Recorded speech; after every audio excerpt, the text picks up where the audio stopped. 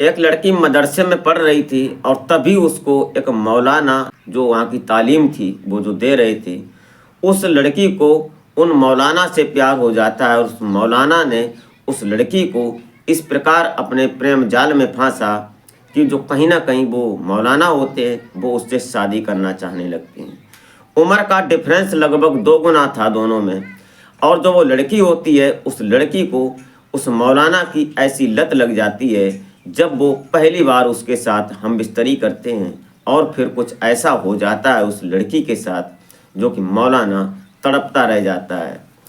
जो वो लड़की होती है वो लड़की अपने घर से कमज़ोर थी, मध्यम वर्गीय परिवार था और दोनों इस प्रकार से मिलते थे, किसी को कानो कान खबर नहीं होती थी।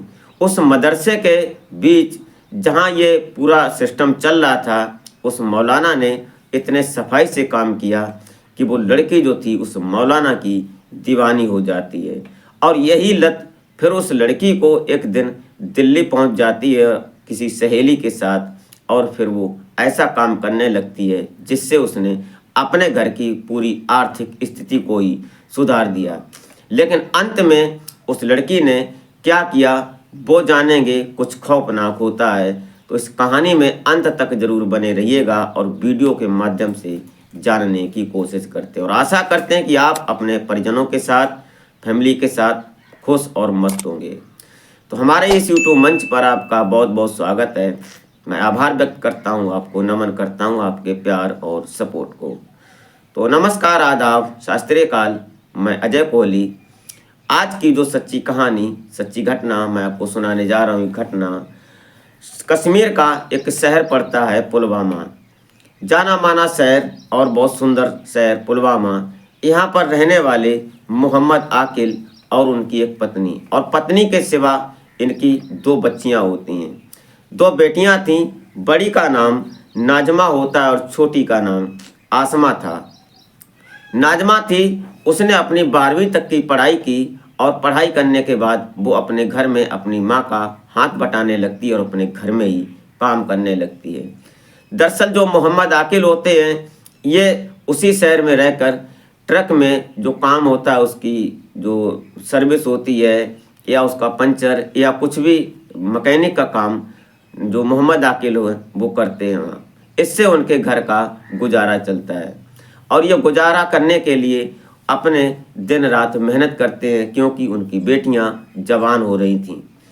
जो बड़ी बेटी थी वो अपने घर पर थी, छोटी बेटी आसमा जो होती है वो अभी मदरसे में पास के ही स्कूल में पढ़ रही थी। लेकिन एक दिन उसी आसमा की उस वहाँ के पढ़ाने वाले मौलाना से आंखें चार हो जाती हैं और जो मौलाना होते हैं इनकी उम्र लगभग 42 साल की थी और आसमा की उम्र अभी लगभग 20-21 साल की थी।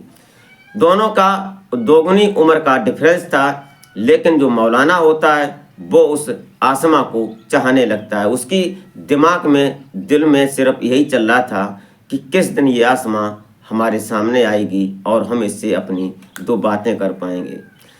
ये विचार उसके दिमाग में चल रहा था। तभी एक दिन ऐसा आता है, मौका लगता है उस मौलाना को कि मौलाना ने जो घर में वहीं पर मदरसे में काम कर रही थी कुछ, तभी ये पीछे से जाता है और उसको जब पकड़ लेता है, दबोच लेता है। उसके बाद जो आसमा थी वो कहीं ना कहीं पहले विरोध करती है, नानुकुर करती है, लेकिन उसके बाद जब वो उसके शरीर को छूता है, उसके साथ कुछ ऐसा वैसा करता है तो आसमा कहीं ना कहीं तैयार हो जाती है। और जब तैयार हो जाती है वो तड़पने लगती है और खुद अपने आप से बोलने लगती है कि अब मेरे साथ वही करो।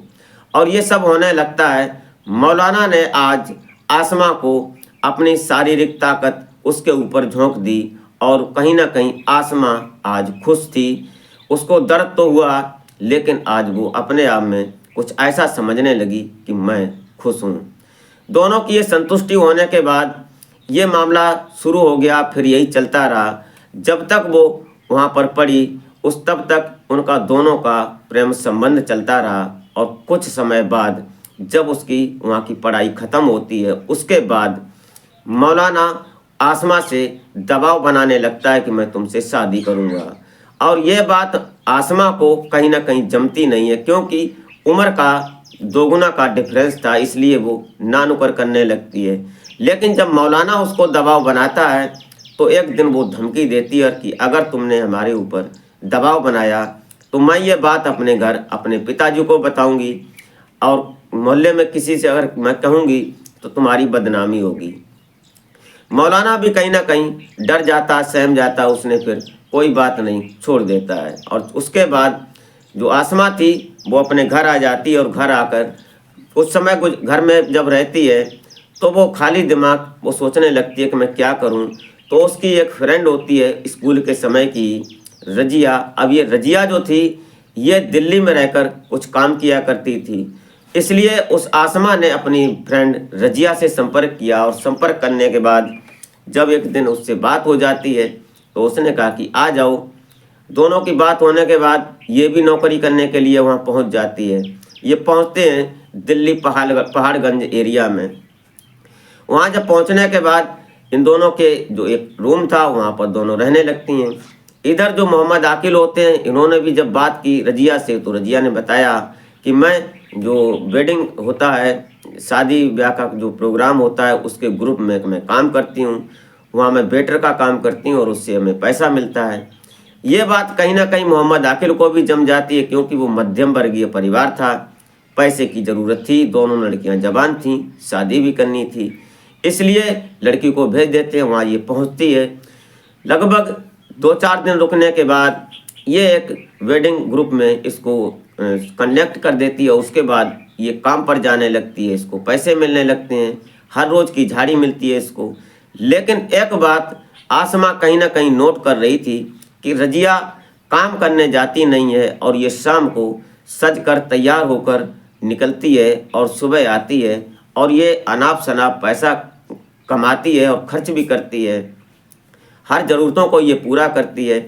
ऐसा क्या करती है जो कि उसका एक आर्टिफिशियल जो होता है उस हिसाब से ये ज़िंदगी को एंजॉय कर रही है। एक दिन ये पूछ ही बैठती है आसमा और उसने बताया कि देखो तुम क्या करती हो, हमें पैसे की ज़रूरत है। तो उसने कहा कि मैं जो करती हूँ वो तुम कर लोगी क्या? उसने कहा कि क्यों नहीं कर पाऊँगी।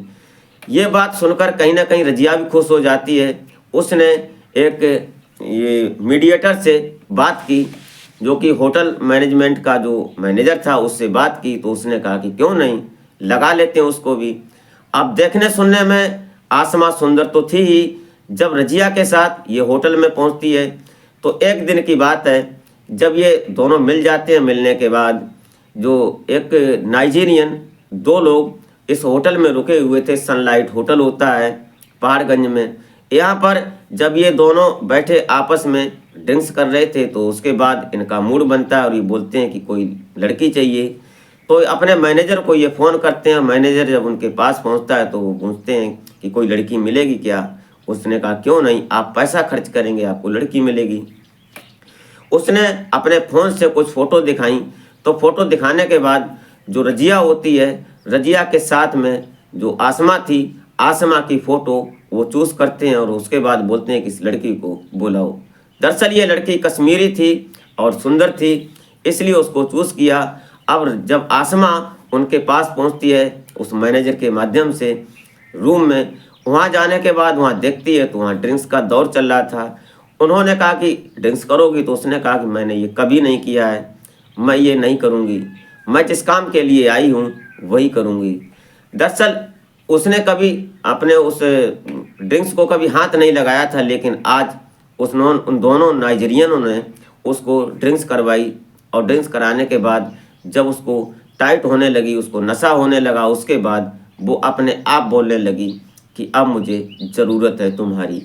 और फिर वो दोनों उसके साथ वो सब करने लगते हैं। लेकिन उनका तरीका कुछ ऐसा था जो कि नॉर्मल तरीके से कई ज़्यादा अलग था।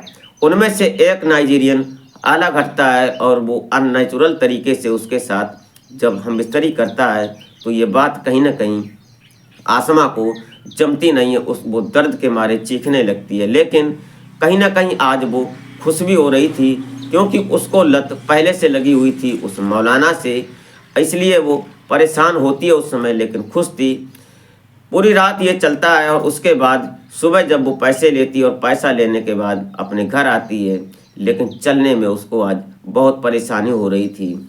उसके बाद ये दौर शुरू हो जाता है और लगभग 3 साल तक आसमा ये काम करती है। उसके बाद ये काम करते करते उसने अच्छा पैसा कमाया और अपने पिता मोहम्मद आकिल को दिया, जिससे उसकी बड़ी बहन नाजमा की शादी बड़ी धूमधाम से होती है। और उसके बाद फिर जब वो नाइजीरियनों से अलग होती है, उनसे जब उसका संपर्क हुआ था, लगभग 3 साल के बाद वो नाइजीरियन फिर आते हैं और फिर उसी लड़की को चूज़ करते हैं। लेकिन तब तक बड़ी देर हो चुकी थी। जो आसमा थी वो अपने घर अपने परिवार में आ चुकी थी, उसने भी अपनी शादी कर ली थी। आज वो अपने पति के साथ एक बच्चे के साथ बेहद खुश और खूबसूरत ज़िंदगी का सफ़र तय कर रही है। दोस्तों, ये वक्त 2023 की बात है। आप इस कहानी को सुनने के बाद अपनी राय कमेंट में ज़रूर दें। क्या सोचते हैं ये ज़रूर बताएं। अभी तक अगर आपने हमारे चैनल को सब्सक्राइब नहीं किया है तो सब्सक्राइब कर लें। एक लाइक करके एक छोटा सा कमेंट अवश्य कर दिया करें। और हमें आपके प्यार और सपोर्ट की सख्त ज़रूरत है। दरअसल ये कहानी हमने सोशल मीडिया से उठाई है। इसमें माई सफ़र तक कोई जिम्मेदारी नहीं लेता। इस घटनाक्रम को सुनाने का उद्देश्य किसी को हैरान या परेशान करना नहीं था। तो मिलते हैं फिर नेक्स्ट वीडियो में, तब तक के लिए जय हिंद।